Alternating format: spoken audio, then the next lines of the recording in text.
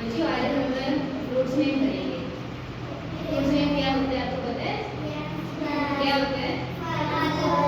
फल। खाते हो? फल हमारी सेहत के लिए अच्छे होते हैं, पता है? आप बताओ, खड़े हो ना?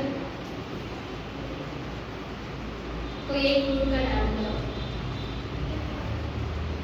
Very good, very good.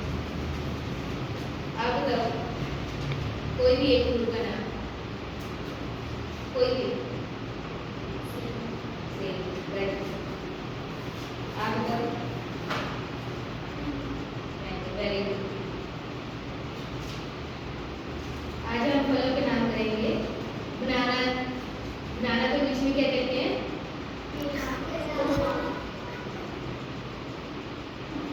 Mango, इसने खाया है? अनार, पाइनएप्पल खाया है?